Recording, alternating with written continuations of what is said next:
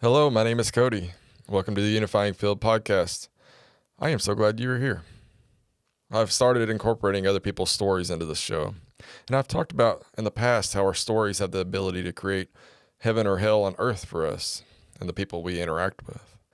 That is, if we attach to the stories our egos create, and that is absolutely true. We absolutely view the world through the lens of the stories we are attached to, good or bad. However, our stories are equally as powerful in inspiring others going through similar situations and inspiring them with the knowledge that, hey, it is possible to overcome this suffering, this pain. It shows others that it is possible to become free from the bondage of the mind and truly change our worlds for the better. And when we change our inner world, we now acquire the power to change the outer world.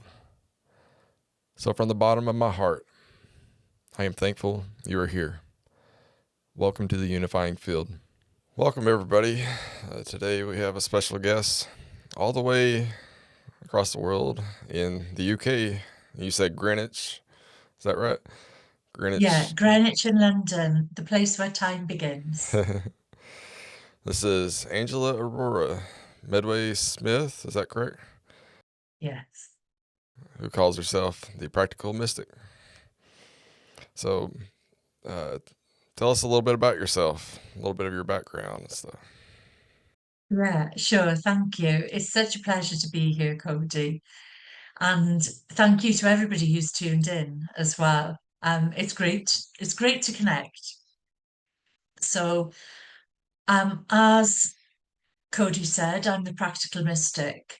I'm a spiritual teacher, mentor, author. I published lots of books, I have my own deck. I run retreats and I also run networking as well. So I do lots of things. And I started on this path over 40 years ago. Wow. I was woken up, if you like, in my early 20s. And it was a bit of a rude awakening. And my path has been up and down and winding ever since. So I'm a channel for the Archangelic and Ascended Master Collective, but I'm also really grounded, which is why I call myself the Practical Mystic. So I've run organizations, I've had huge teams, over 300 people working for me. So I walk in both worlds. And my mission is to wake people up to the power and the potential of energy healing and of tapping into their intuition, because we all have access to so many things that can help us in this life. And so I try to make these accessible to people through my books, through my programs, and talking to people like I am today through you. Yeah, that's awesome. Yeah, that's quite the resume that you have. We're all the same. As far as I'm concerned, we're all the same. Yeah. We're all divine, we're all souls, sparks of the divine, walking a path that we've decided beforehand, taking part in the divine plan and doing our bit to help the planet ascend and ourselves. So, but as far as I'm concerned, we're all the same. I don't think of myself as any different to anybody else. And I'm very excited about what spirit tell me, and very blessed to do the work that I do. Very blessed. Yeah. So, yeah, lots to unpack. Particularly the channeling part intrigues me. I'd like to learn more about that. Okay. But also the charity stuff I found very interesting because serving the world is huge, and in not just in trying to help people wake up, but also just serving the communities and stuff is big to Yeah. me. So sorry, I'm just waking up, so my It's okay. uh, It's okay. I'll talk about the charities I'm involved with then, shall I? yeah, So that sounds good. ever since I was a girl at school, I've volunteered. Always. It's always been it's part of who I am. So but for the last so when my kids were in school, I was a governor, I was the chair of the PTA, I was always getting involved. When I've been the chair of a little grant giving charity for people with mental health problems for over 30 years. I'm trustee of a children's educational charity called Peace Mala, which I'm really passionate about. I've got my mala here. So the Peace Mala is a bracelet. Oh, can you see that? Yeah, Yeah. So the Peace Mala is a bracelet, and we teach the children through putting together the beads about all the different world religions and how we're all connected by the same thread. There's a golden thread that joins us all together. And yeah, so I'm really passionate about that. I also serve local charities as well. So I've got a big family connection with the Navy. My husband's a veteran. So I help the Sea Cadets. Yeah. I'm one of these people that just well, if I can help, I will, you know. So yeah, because by it's we're all one. So by joining and helping, we're not just helping ourselves, we're helping other people, we're helping our communities, and it's like this ripple effect then all around the world, you know?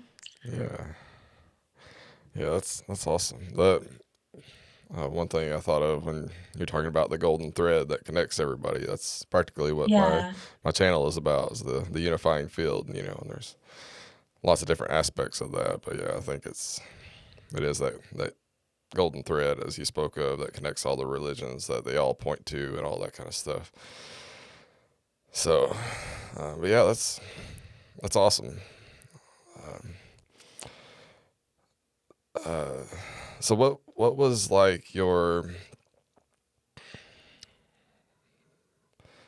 Would you mind going into like your awakening story from? yeah, sure, sure. Yeah, yeah. So I'd I'd I lived in a small Welsh village, and although I'd seen spirit when I was a little girl, it wasn't really accepted and it wasn't really talked about. My mother and my grandmother just said, oh yes, that's nice, dear, but really kind of didn't really encourage me to talk about it. So I moved to the big city. I moved to London when I was 19 years old. And a couple of years later, I went and had went to a meditation class. And I did, I mean, I've got to laugh about it now. It was terrifying at the time.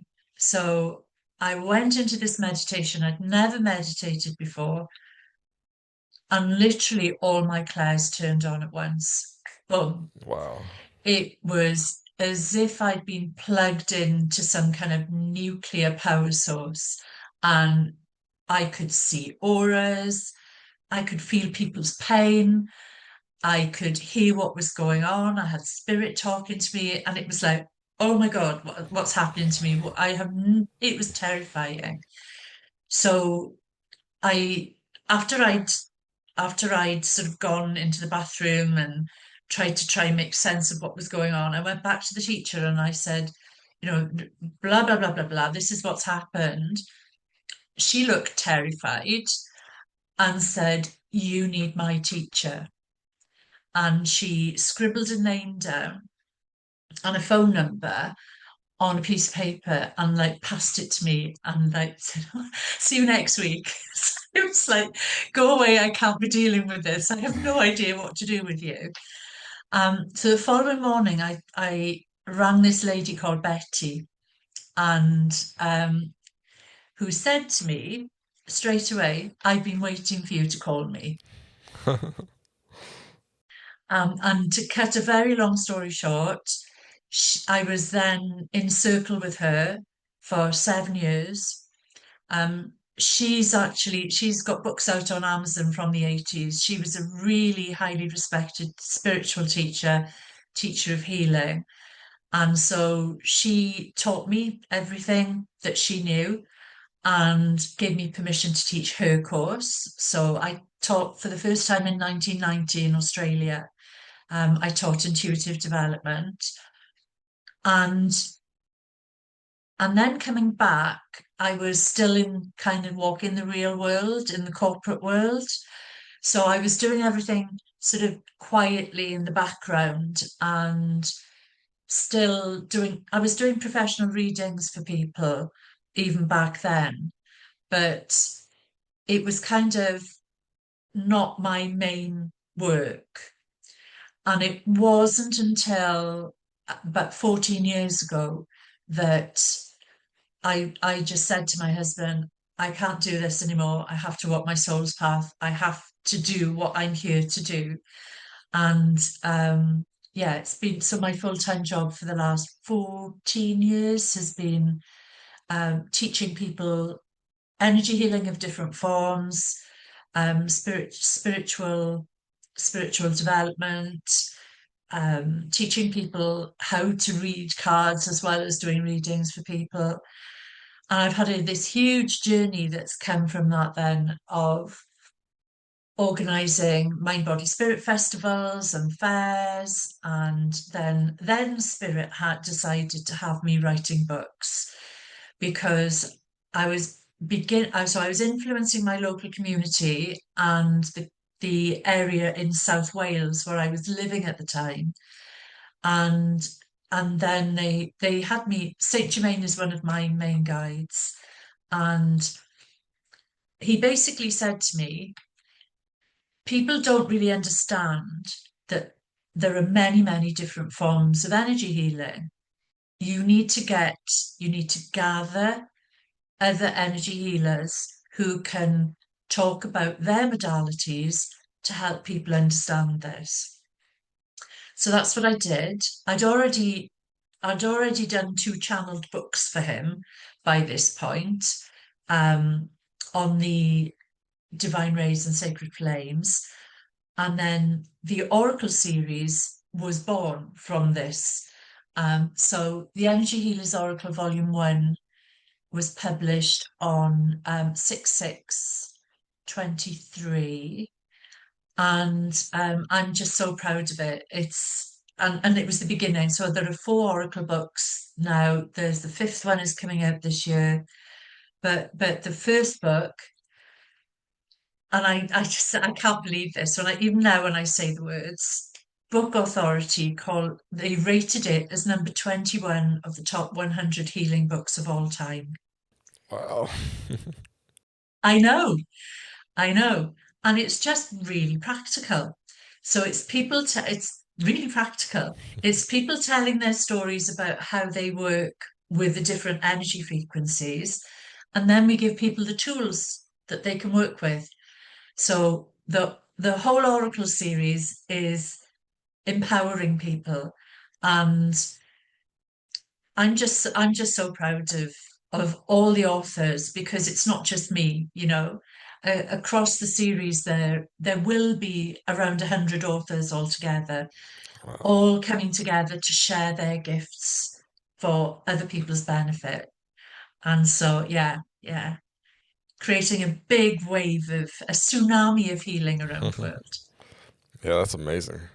I love practicality because I mean, there's so much very interesting information in the world, but if you can't really do anything with it, it's just interesting. So practicality, being able to apply things to your life is huge. I mean, Yeah, earlier on my journey, I was all about the unpractical stuff, but today I'm like, okay, cool, but what can I do with it? You know, how can I incorporate this into my daily life?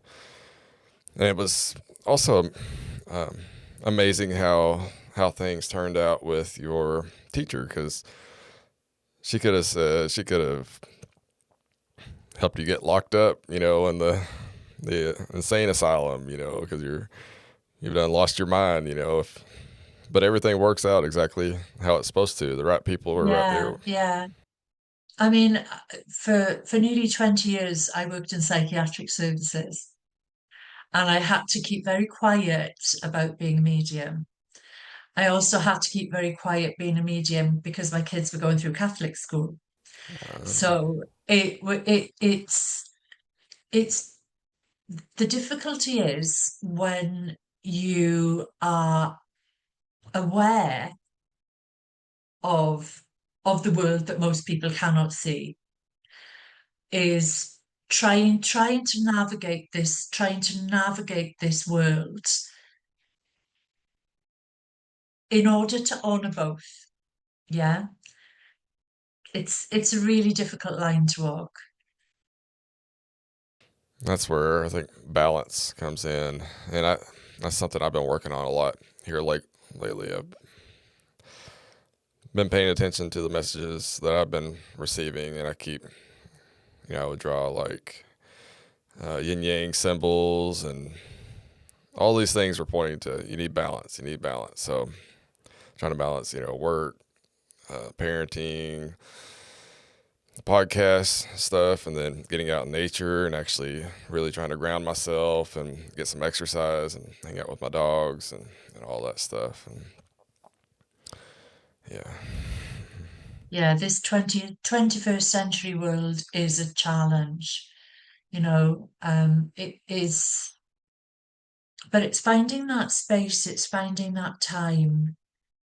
I am very disciplined about my 5 minutes in the morning, 5 minutes to call in the violet flame. I do a lot of work with Saint Germain, so call in the violet flame to make sure I'm a clear channel through the day, to make sure that I've called in my guides and guardians, and I've set my intention of how my day will flow.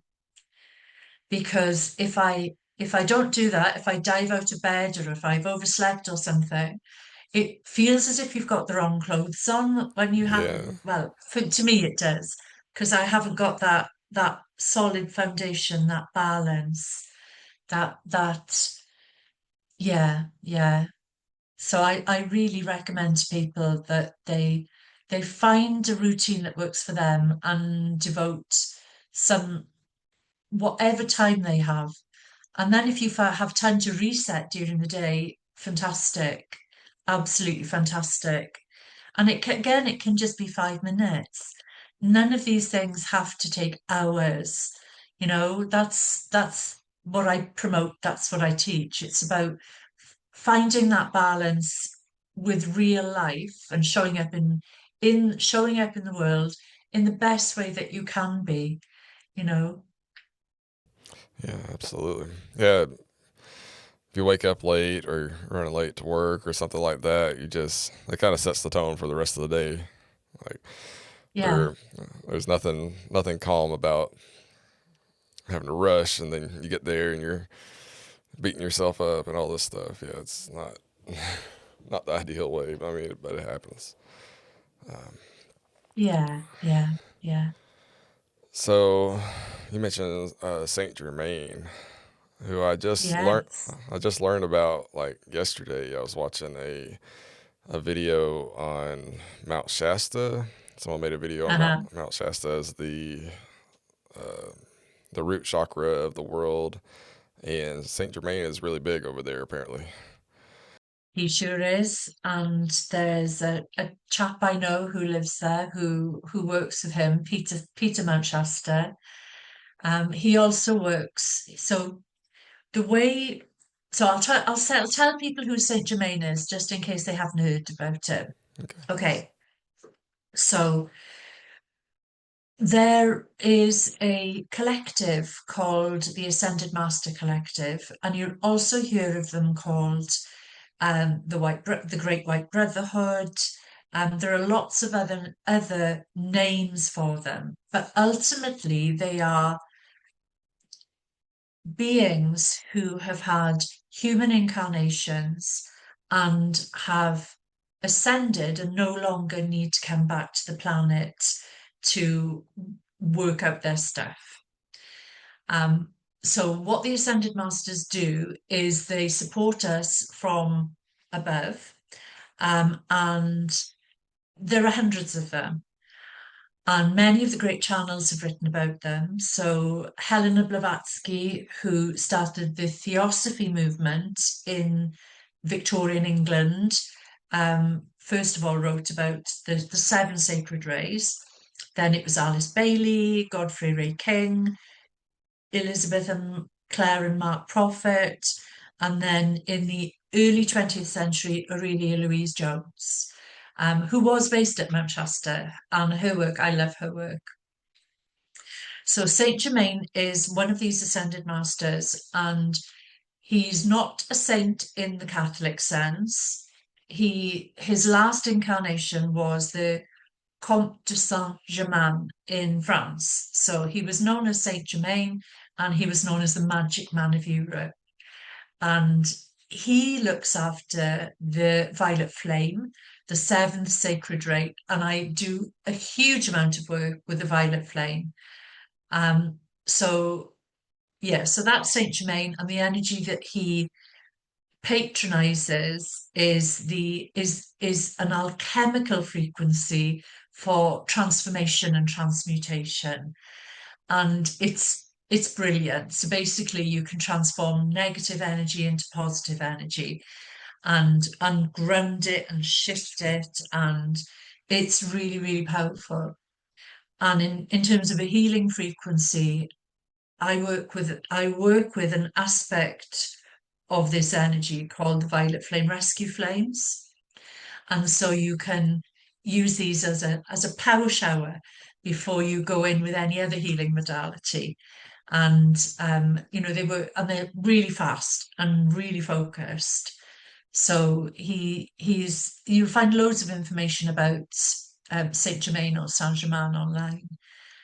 But yeah, it was my first channeling experience. Well, not the very first, but it was. Shall I tell a story about Sure, the? absolutely. Yeah, yeah. So I was kind of interested in channeling. So channeling, in case people don't know what it is a form of mediumship. So there's mental mediumship where you are connecting with a, I just say people without bodies. You're connecting with a person who is not incarnate, and you're doing it through the clair senses, the clairvoyance, clairaudience, clairsentience, and all the different clairs that we all have available to us. So that's mental mediumship. Then you have healing mediumship, where you allow energy to flow through you as channel. And then you have channeling mediumship. Excuse me. And there are different forms of this as well. And I've got cousins who are mediums as well. One of them works with physical mediumship, where things can actually be materialized from thin air, which is Wow. amazing.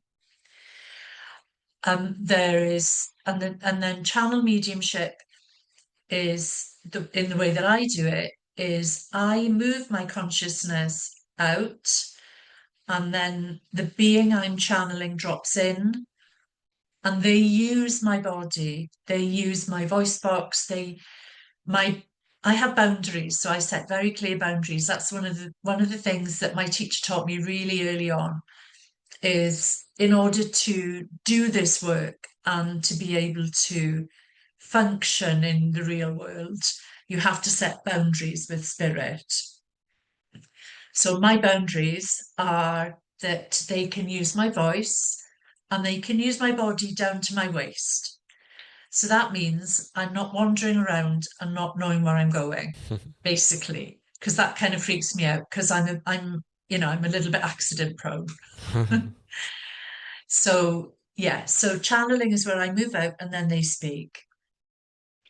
So I'd been to a couple of channeling groups, and I'd begun to channel the Ascended Master Collective, and I had a two or three different channeling experiences within a group. And then my guide sent me to, I was living in Wales at the time, and they sent me to London to do this course that I teach these days. It's called The Gods of the Unknown, and it's about working with the energies of the archetypes from the creation of the world, of the universe, in fact. Yeah. So, yeah, very deep. Anyway, I came back from this and I went along to my class that I was teaching. So I was teaching intuitive development and I was taking this meditation. And I kid you not, all of a sudden I moved out, Saint Germain dropped in, addressed the whole class, and invited them to look at him because he was overlaying me as well, so they could see him as well as him speaking. And so everybody was sort of sat there, like in rabbits in a headlight because this had never happened before. So that was the first time it happened, and then very soon afterwards, I had I was running a festival. So I had my own festivals. And in he drops and said, you need to get these people. So he named 5 people, some of whom who were there. I didn't know them. Some of them I didn't know. Yeah. I like met them once. You need to get them together to help you to channel. And so I'm like, well, yeah, okay. I just go and ask these people who are going to think I'm totally nuts. And they all said yes. And within a couple of weeks, we were meeting once a week, and I was sitting in order for my body to be able to gain the right vibration so that I could hold the energy of the Ascended Masters. And it was for an hour. So I began working, and by the time I finished, I could hold Saint Germain's energy for an hour. And then they switched it up. The next session, I had Lord Katumi come through, I had Mary Magdalene come through, Mother Mary come through, as well as Saint Germain. So even now, the people who were sat there used to me channeling were like, okay, this is different. But this was preparing me so that I could be a channel to do this book. Let me wave the book at you. Right. So the Book of Many Colours, that was my first channel book. I mean, we're human, right? This is hard. This is tough stuff, Absolutely. you know? Yeah, yeah. So what I do when I'm told I need to channel a book, and I'm on my 4th now, channel book, Wow. is I go off to one of my dearest, the homes of one of my dearest friends in a place called Merlin's Bridge. Very cool. Magical, isn't it? Yeah. Because I'm from Merlin country in Wales, so that's the area I'm from. But my wonderful friend Mary, who was one of my teachers as well, she looks after me and puts me up in her home, and it's a really clear place to channel, you know. So yeah, so there was the Book of Many Colours, which teaches people how to work with the divine rays for personal transformation. That was the first one. That was his first job. And then the Book of Many Flames. I mean, I talk so much you can't get a word in edgeways, Cody. My That's okay. goodness. So the Book of Many Flames teaches how people how to use the sacred flames for healing. Anybody can do it. This is the thing. Anybody can do it. And then we've got angelic resonance, which is the same, has the same principle, but I'm working with a friend of mine who lives in Florida, who is the food oracle, because the message there was, well, people need to understand that they can influence the frequency of their food.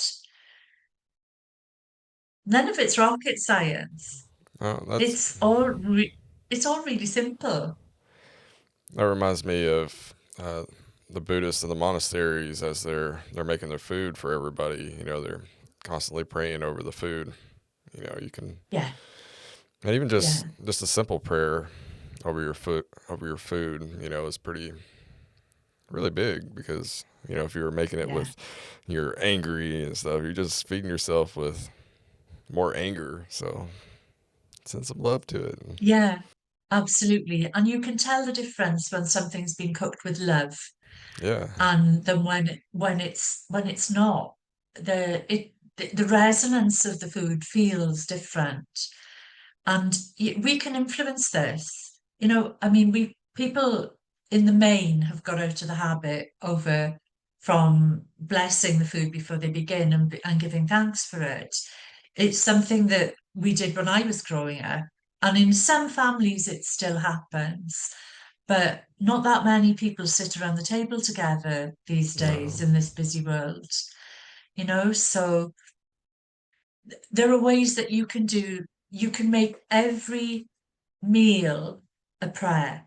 You can make every meal a meditation. And yeah, it's not rocket science. None of it is. It's very simple. yeah, that's practical, simple and practical. Indeed. Yeah, I had the thought one day that so I used to dip smokeless tobacco for like 30 years or so, you know, and eventually I got off of it. I'm about 3 years.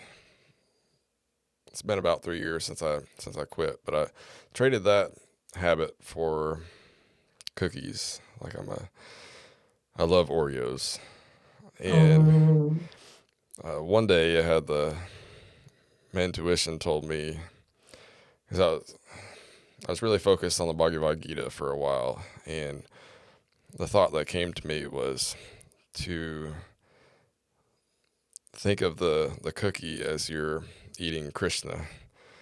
So oh, so bringing not just mindlessly eating, you know, something that's unhealthy, but kind of transmuting it into something kind of yeah, powerful. yeah, yeah, yeah, absolutely, absolutely. I mean, I've got as I said, it reminds me of something one of my authors has written in the expanded version of the Magdalene Oracle that's coming out.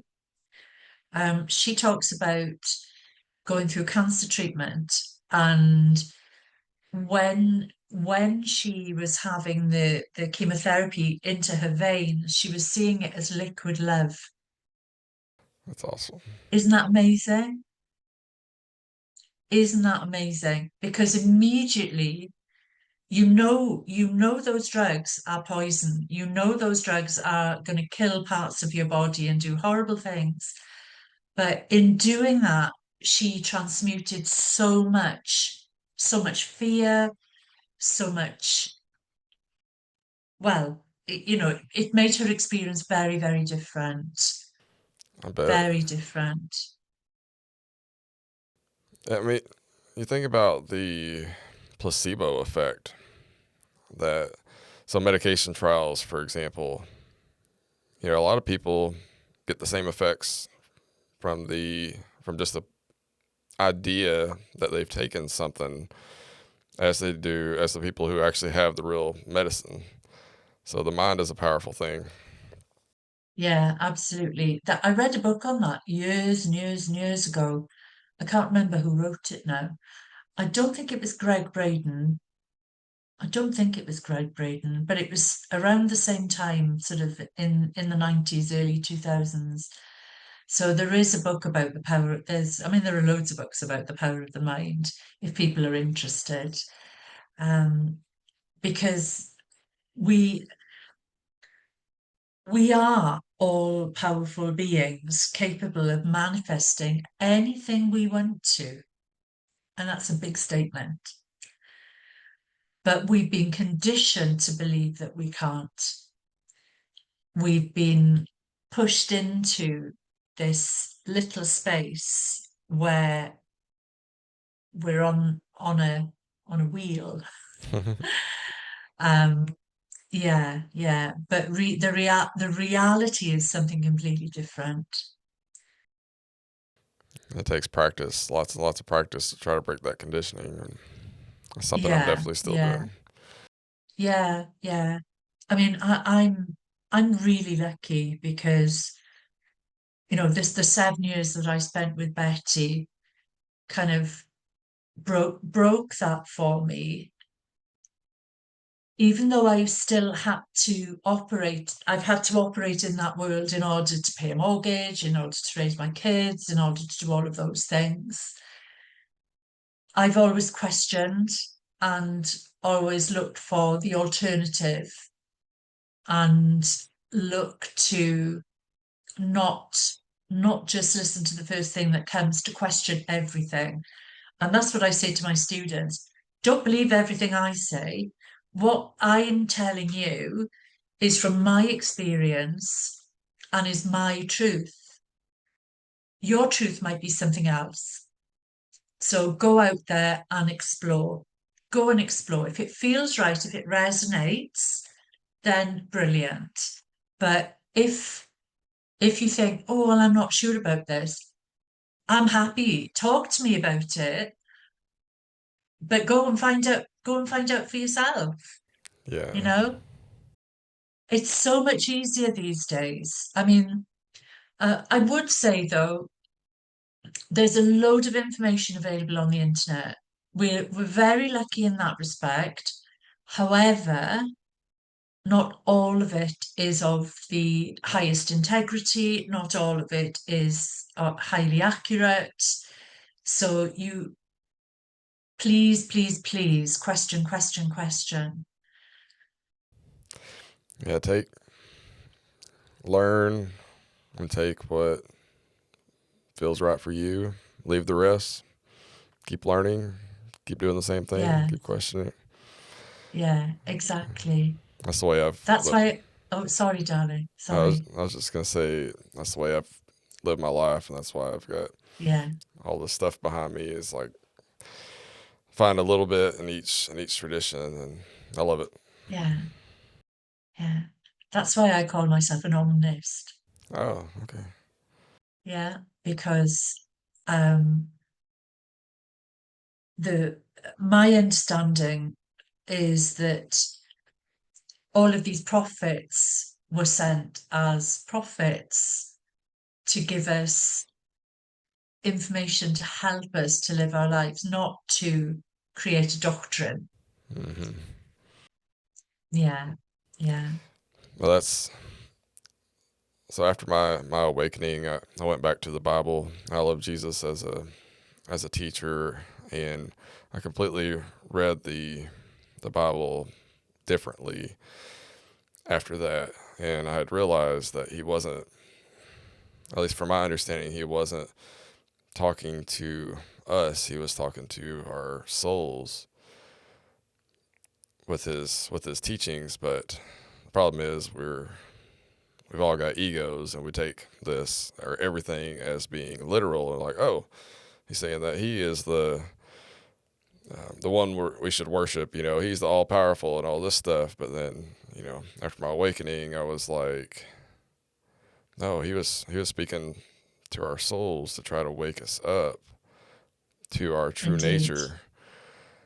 And I mean, I had seen that before, but I was very sure of it after that.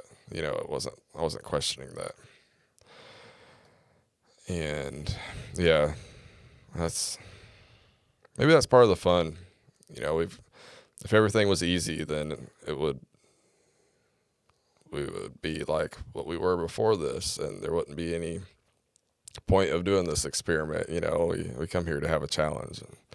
Yeah, yeah, yeah, indeed, indeed.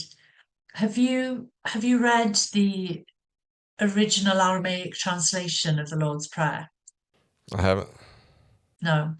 There's a scholar called Neil Donald Klotz who has written, he's translated loads of sacred texts from Aramaic, and it it is not the translation that we learn that is not what was said. It's not. It's really not.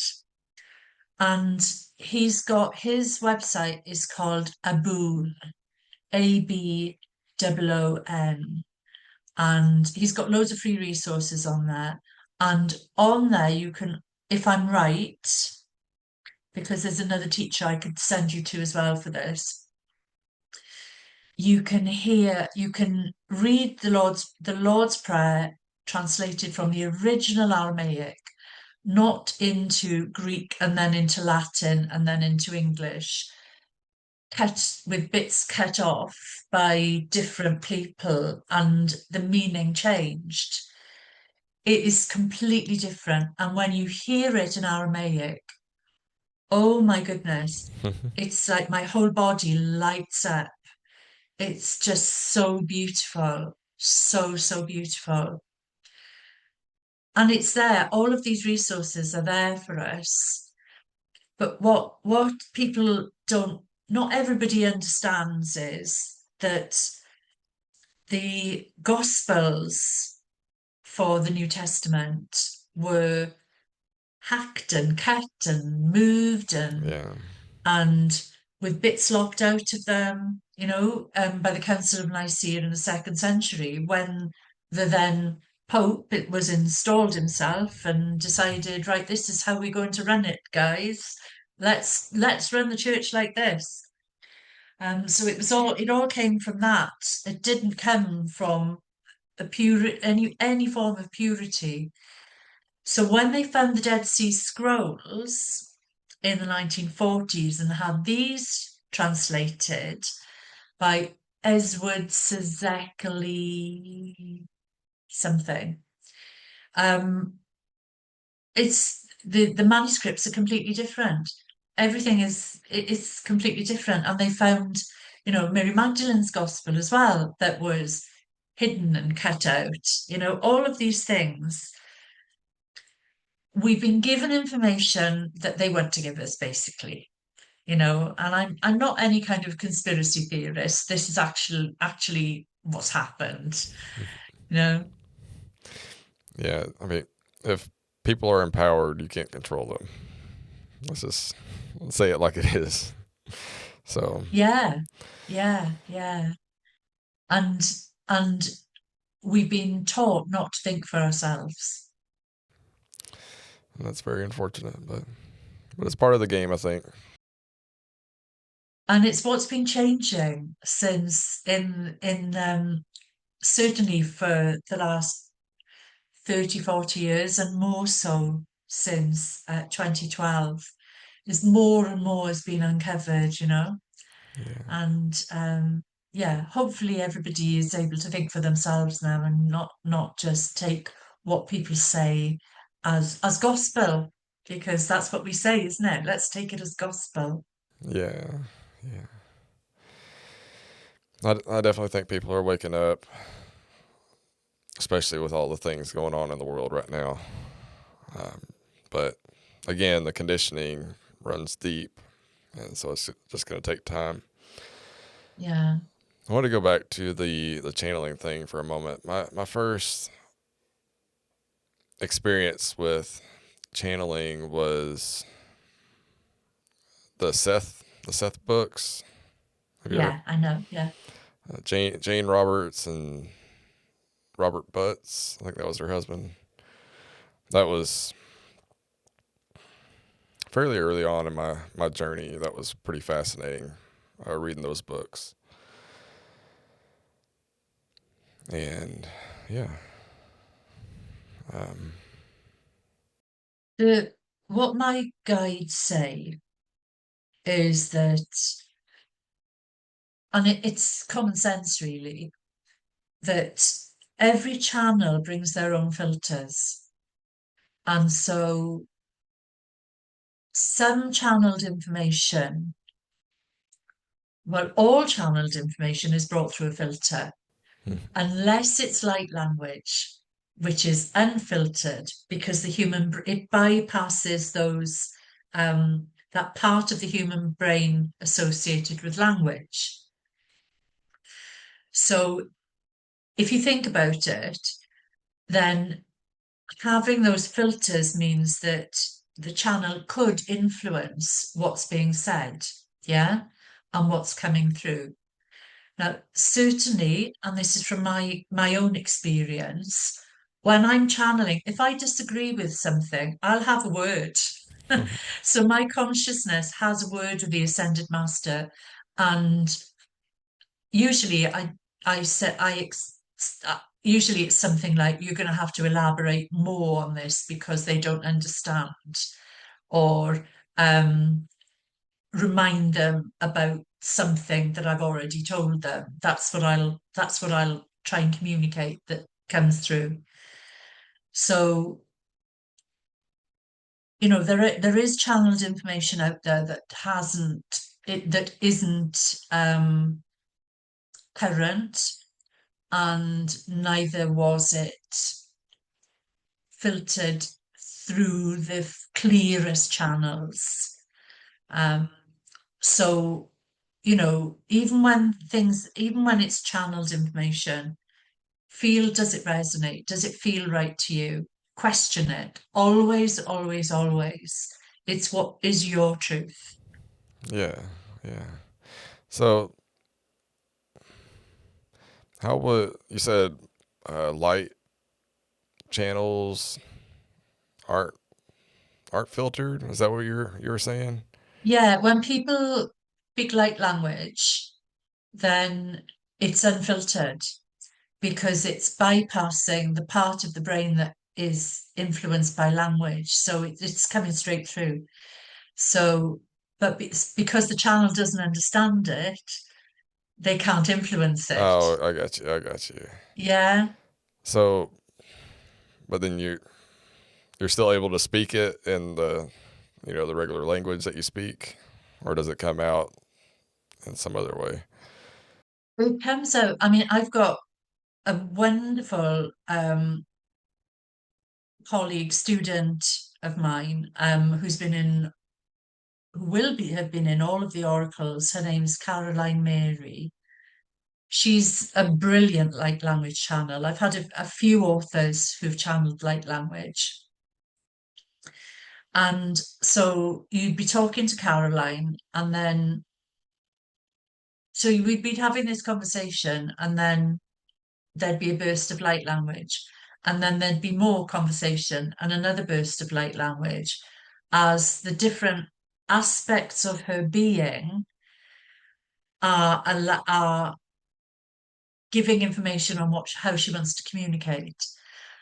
But then when she's working, doing healings, then it's just pure light language, because there's no conversation going on. Do you see what I Gotcha. mean? Yeah, it's just Yeah. Yeah. I weirdly understand light language, and I can reply to somebody in light language. Yeah, we don't know what's going on here. So sometimes I can reply to somebody who is speaking light language, and I have no idea what I'm saying. They have no idea what they're saying. Yeah. This is happening more and more around the planet now, is that the the light workers who are here are these beautiful clear channels, able to bring frequencies through that are perfect for the people that they are working with, exactly what they need.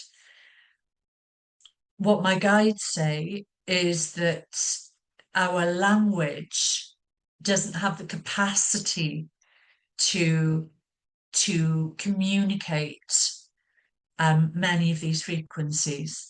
So this is why it comes this way. So that makes me think of like telepathy and how just thinking back to the telepathy tapes where Mm, with our language there's or with our human language there's only so much that we can express through words, but in the sense of telepathy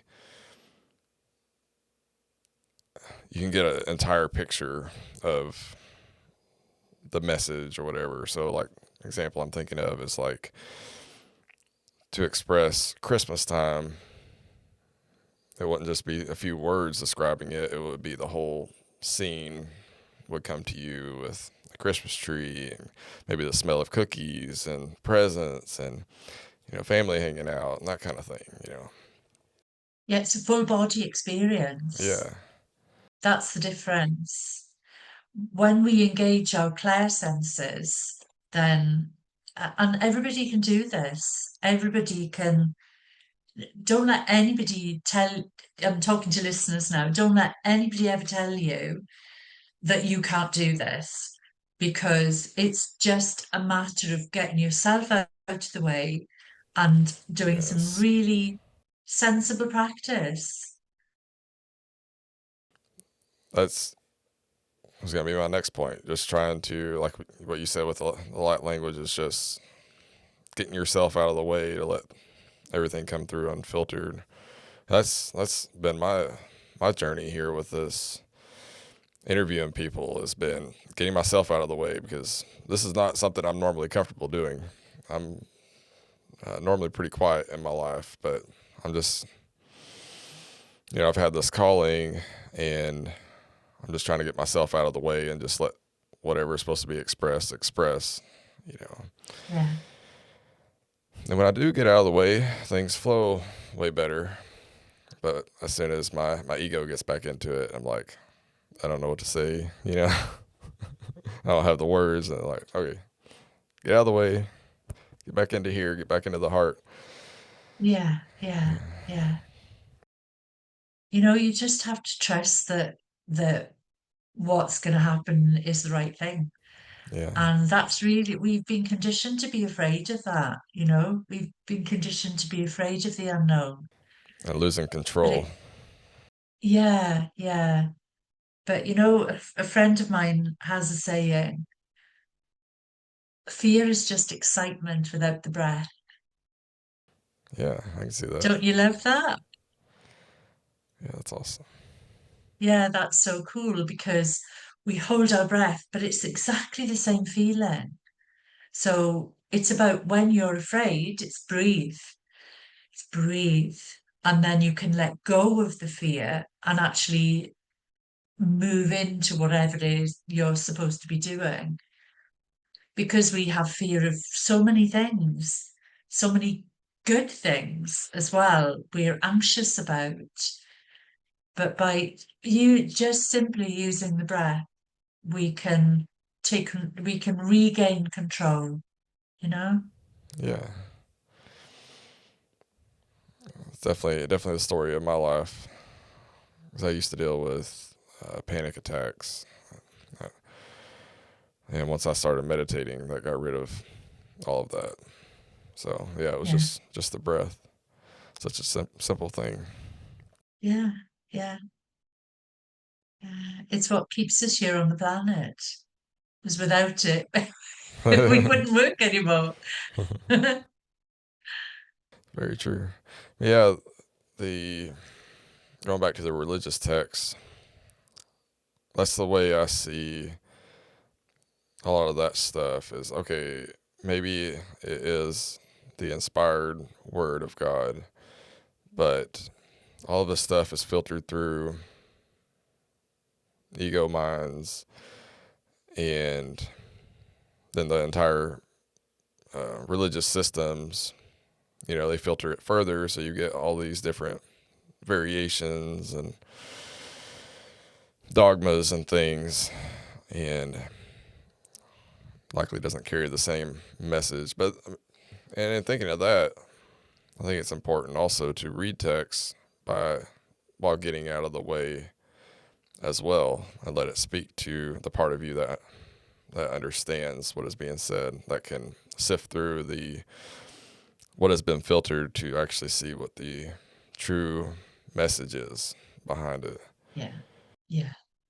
Absolutely. That's why actually contemplation, a contemplative practice is amazing. I mean, I, I, one of my dreams is that when the masters are finished with me with all this work, is that I will have more time to sit, because right now they have me doing so many jobs and that I don't have enough time. I have my disciplined time, but I would love to just go to a monastery or something for a month and just sit, and see what comes. That would be such a joy, such a joy. But it's not yet. It doesn't feel as if it's my time to do that yet. But one of my Magdalene authors wrote about a contemplative practice as well. So there are ways that you can integrate it into your everyday life.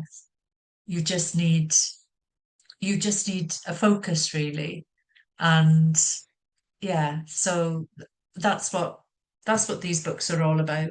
So that's the Magdalene Oracle. But we're expanding this year. So I'm really excited about it. So we've got 7 new authors coming in. And so because I had a message to say, you have to have a system to allow people to write in a language other than English.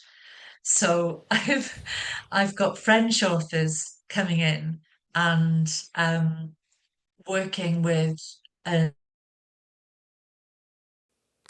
Oh, hold on. a French mag help me all the coaching in English on French and everything. Sorry, your audio stopped for a second, so I missed like half of Oh, that what you just okay. said. So Okay. I lost you at the Yeah, I French. was just Oh, yeah. So I was just saying we're expanding the Magdalene Oracle and relaunching it this year um, because we just by writing the book in English, we excluded so many voices. So we've created a way of doing that so that the coaching is in English and French, and that when it comes out in July on the Feast of the Magdalene this year, it's coming out in French and English. So I'm very, very excited about that. Very cool. Yeah. Yeah. And then the last collaborative book is going to be this year. I've told them I'm not doing any more. I just need some time now to I need some time. I'm a grandmother. I want to spend more time with my grandbaby. Yeah, so the last one is called Good Grief, the Oracle. And so it's going to help people navigate grief in all its forms. So it's much needed. And yeah, that's that's the last one I've agreed to do. We shall see whether or not it means that that's the end. But it's not the end, it's the beginning because it means I can get all of the books translated into other languages then. I can start with summits and book tours and things like that. Instead of just creating, it'll move into the world in a different way and reach more people in the different languages as well. But there's just me and my assistant, so it's a lot to do, but right now and hold the space for everything. And so it's integration, I guess. Trying to let the books or your creativity get integrated into the world and not just keep creating and Yeah, yeah, yeah. So yeah. So there's just such a lot. There's just such a lot within all of them, you know. They're all huge. I could have, 25 a 25 episode long podcast on the Magdalene Oracle. That Jeez. just that, just the one book, So every book is so rich and so deep that we shall see what happens. We'll see what their plans are, and we'll go from there. I like the idea of the grief one. So the grief oracle. So my Yeah. the volunteer work that I've been a part of, I've taken a break from it for a little bit. Yeah, I'm not sure when I'll be able to get back to it, but I was working with patients in hospice, and so very familiar with the many stages of grief, and yeah, it's pretty rough. Do you know that's such sacred work, Koji? That's such sacred work. I teach soul midwifery. That's one of the things that I Uh, teach. And teaching healers to hold space for those who are passing, but not just for them, for also for their families, because you're holding yeah, them both. You're holding them both. yeah. A lot of times, a lot of my patients that I volunteered with weekly, like they were completely at peace with what was coming next, or that's the way I experienced it. But yeah, their family members would come in sometimes, and they were just falling apart, you Yeah, know. yeah, And so, yeah. but strangely, I love that type of volunteer work. I never thought I would, but it's really puts you in touch with your own impermanence as far as your physical body and ego is concerned, and it's unique. It's an honor. Yeah, it It's an is. honor to hold to be in that space. And it's an honor to hold space for people going through the grief process. So yeah, Especially when we had this program called No One Dies Alone, and so there's a lot of people out there that have expressed wanting to have people there with them while they're actively passing. And yeah, that was extremely special, extremely hard because, a lot of times, that there's not going to be a celebration of life or anything like that. It's going to be the county that's going to pick up the remains, and deal with that. And I mean we see that as sad as human beings, yeah, but actually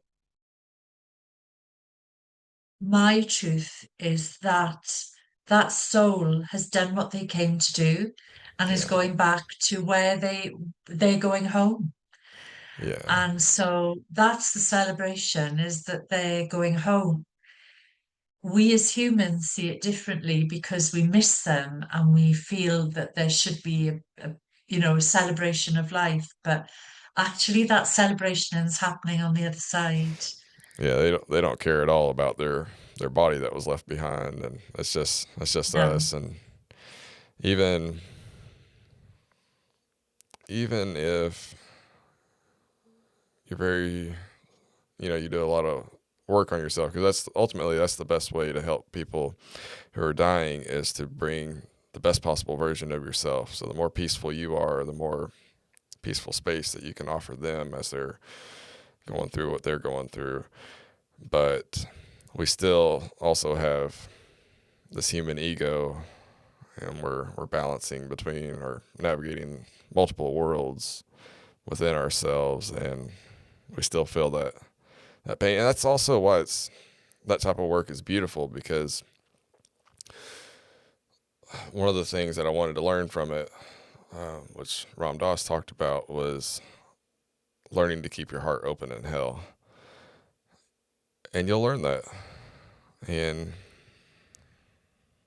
yeah, it's pretty beautiful, because if you don't have an open heart, You keep your walls up, make sure you're safe and all this stuff. People can sense that. And like you're not doing anybody any good. And it's okay to have a broken heart. It's okay to get hurt. It's I don't know. It's part of life's challenge. Yeah. If you Yeah, didn't feel any yeah, pain, like this is part of the reason why we came here. We came here to feel yeah, love and sadness, yeah, yeah. everything. I've just actually written a chapter for somebody else's book called The Phoenix Heart, how to rise from the ashes of, well, it was betrayal in this case. So, but it's about, it's really what we do. It's what we have to do, isn't it? Is just understand what the lesson is from the experience and not keep ourselves closed to other experiences in the fear that it might be the same, because it's Yeah. never the same. It's never the same. No two relationships are ever the same, you know? So, Yeah, because if we do treat everything the same, I'm guilty of this for the majority of my life. But we don't give the other person a chance to prove us wrong. Just if we see the next person as the same as the last person, oh, they're gonna hurt me, all this stuff, and mm, we're gonna miss out on a lot of opportunities. And maybe that's just a part of the journey in itself. Is we sometimes we just got to repeat lessons until we finally realize, oh, this new relationship is not the same, or the world or the universe is not out to get me. It's just yeah, yeah, life hurts sometimes, and it's okay to yeah, open your heart back up and be vulnerable again. yeah. It's part of the human experience, Cariad. And Yeah, that's another part of the unifying field, is that we all hurt. It's okay. That's why we're all out here in this world to pick each other up and help walk each other home. We feel isolated a lot of times, but we're really not. We're we're never alone, never. ever, never alone.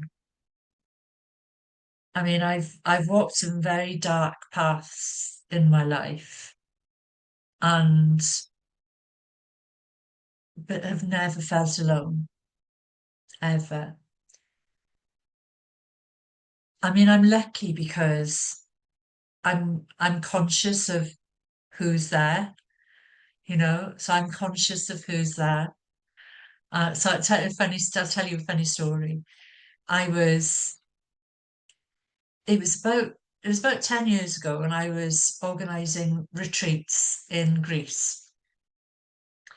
So I'd been married to my husband. I did a load of traveling on my own before I got married. But after I got married, I didn't travel on my own. So for 25 years, I didn't travel on my own. And so off I trot to a Greek island to scope out where I'm going to run my retreats, because Spirit had told me to go there. So off I go. So I hired a car, and literally I had my mother and my grandfather in the back of the car. So I wasn't feeling alone. Um, they showed up because obviously I was so terrified that they thought, right, she's going to need help. We're going to have to get we're going to have to come in and help her. So I'm in this tiny little cart because I was going over the White Mountains in Crete, and it's really scary. It's really scary. I don't do anything by half. I don't just go off and then somewhere simple. It's got to be somewhere complicated. Um, yeah, so they were in the car with me, and it was like I could hear them shouting, "Slow down, slow!" When I was coming out, oh, there's vent here. I've got to slow down. So yeah, I mean, it's not the first time I've experienced spirit in the car with me. It's that happened years and years and years ago as well. But that's a recent one. But we're not. We're never alone. Our guides are with us. Our family, our ancestors are with us. Our our guardian angel is with us. There there is so much help there for us. We've just got to ask. And pay attention too. So, a story from yesterday. Like I mentioned, I've been trying to work on balance, and I'm still struggling with it. So, I didn't make my lunch for work, and I wasn't feeling the greatest at work, and I was actually getting a headache. But I was paying attention. I've been paying attention a lot more. And my coworker comes up to my truck. I move big truck trailers for a living. That's what I do for the warehouses and my backup trailers. And anyways, he pulls up to me and he says, "Hey, they've got free food up in the truck driver's break room still." I'm like, oh, okay. Like immediately, I knew that the parts of the balance that I haven't quite figured out yet, the universe is looking out for me. They're filling in those spaces that I Yeah, haven't been able to figure out yet, which is pretty yeah, cool. yeah, So just pay attention a little more. yeah, yeah. I think the thing is, and I think something that a lot of us do, especially when you have a really strong work ethic, is you push and you push and you push your body and you don't look after it. And then the body is the temple. The body, you have to make this suit last so that your spirit has the time to do what it's here to do. And it really is that simple.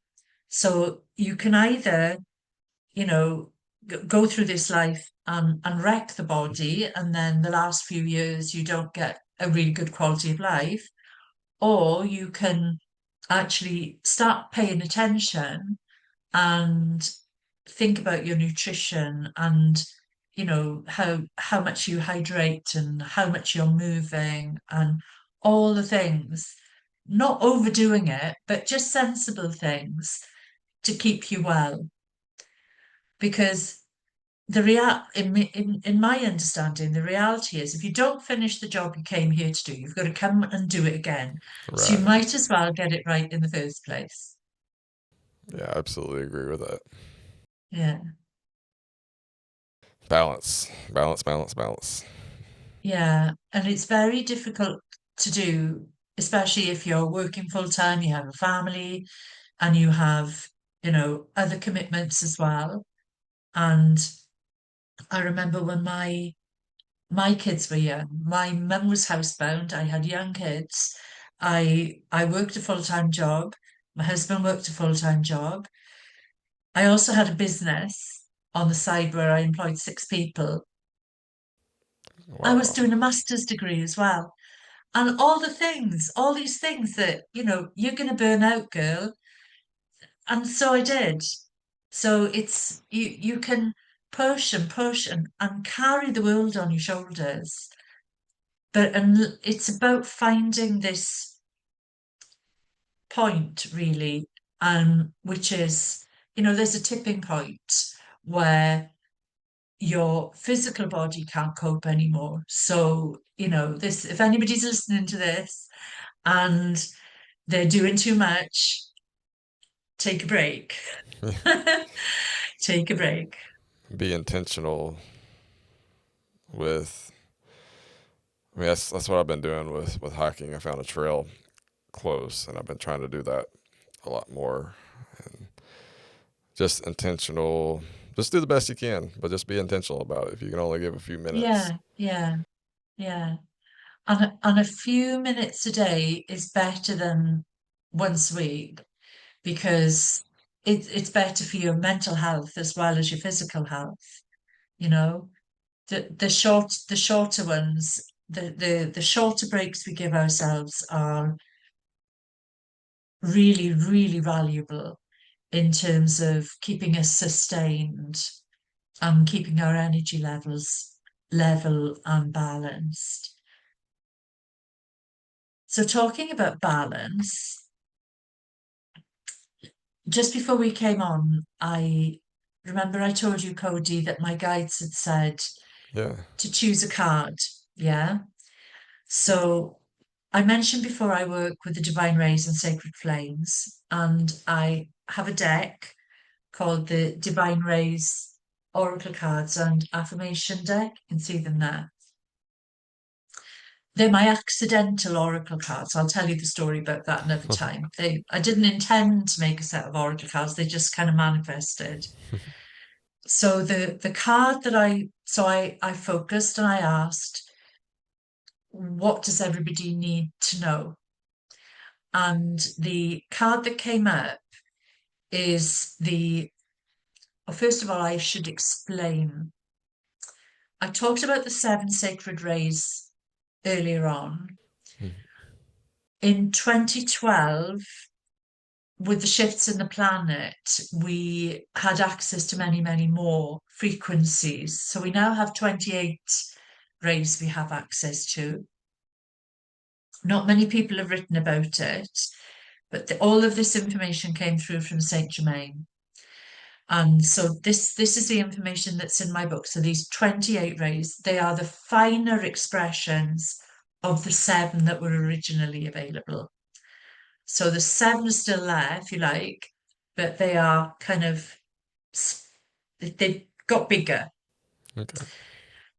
So the fifth ray in my system is the ray of unity. And I'll put this up. So its symbol is the pentagram, the five-pointed star. And the ascended master that oversees this energy is the Master Katumi, and he had a life as St. Francis of Assisi. I love St. Francis. Yeah, I mean, just beautiful, beautiful energy. But as an ascended master, I tell you, his energy is huge.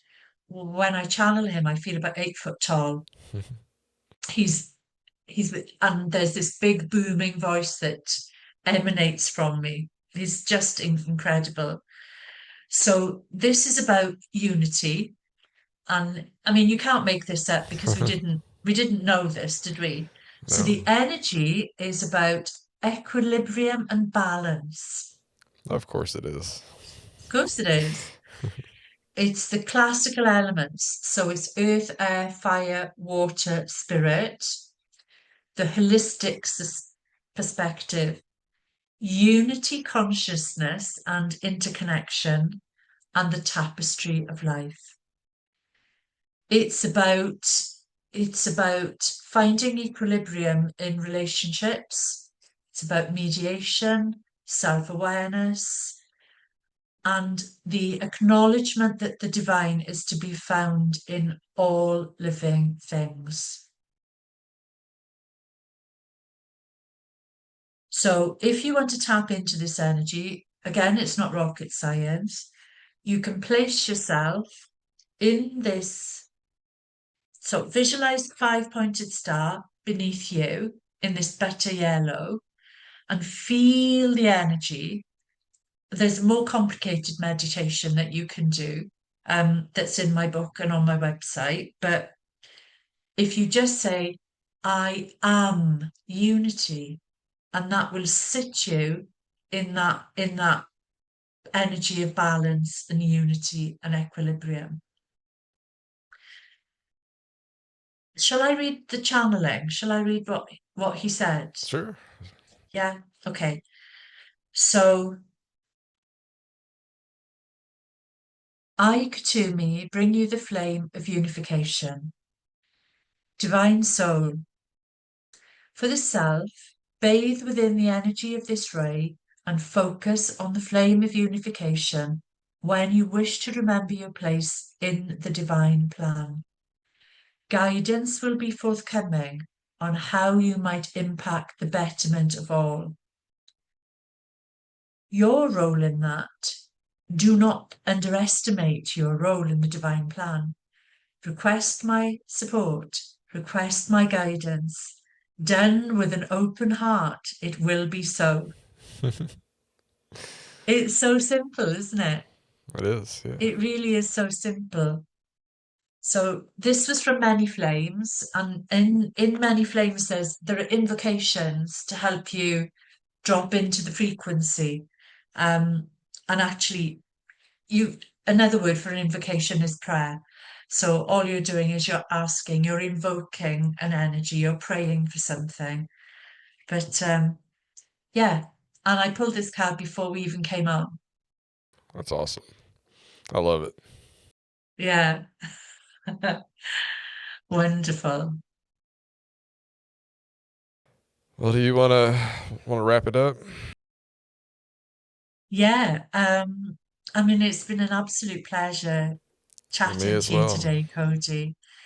I'm really excited to share this interview with people and to make sure that you get some really fantastic guests as well. I know so many people who would be amazing guests for you. Awesome. So um, if anybody wants to reach out and find out what I do, my business is called Cariad Spiritual. So Cariad, Cariad, spiritual. So Cariad's a Welsh word that means beloved or love, because it's how I operate in the world. That's why I chose it as my business name. And on my website, I've got there's loads of stuff, but there's also a free gift called the Rainbow Waterfall that people can use to start their day in a very intentional way, cleansing the energy body and restoring it. And when you get it off pat, you can do it in 2 minutes. You can do it. You can run to the loo in the middle of the day and recenter yourself. So that's there. I give stuff away all the time, so just sign up for my newsletter and um, yeah, and then you'll get my news. You'll find out what I'm doing online, where I am in the world, and all the book news and everything else, because there's always something happening. So bless you, Cariad. It's such a pleasure to be chatting to you and to talking to all the wonderful people that have tuned in today. Yeah, this has been awesome. Um, hope to have you on again another day. So That would be wonderful. And I'll let you talk more next time. that's fine. Next day, Cody here. When Angela brought up St. Francis of Assisi, I wanted to go back to his prayer and share it with you all. In case you aren't aware, St. Francis was the Christian mystic who lived from 1181 to 1226 AD. In pictures and statues, he is often surrounded by wild animals who are said to have gathered around him to hear him teach. And this prayer I am about to read is absolutely beautiful. Lord, make me an instrument of your peace. Where there is hatred, let me sow love. Where there is injury, pardon. Where there is doubt, faith. Where there is despair, hope. Where there is darkness, light. Where there is sadness, joy. O divine Master, grant that I may not so much seek to be consoled as to console, to be understood as to understand, to be loved as to love. For it is in giving that we receive. It is in pardoning that we are pardoned. And it is in dying that we are born to eternal life. Amen. Thank you so much for joining us here on the Unifying Field. If this type of content resonated with you, please like, comment, and subscribe. If you would like to share your story as a guest or discuss a spiritual topic you are passionate about, please message me on one of the many platforms I am on at the Unifying Field. And I will end this by saying Namaste, which means the divine in me honors the divine in you. Bye, everybody.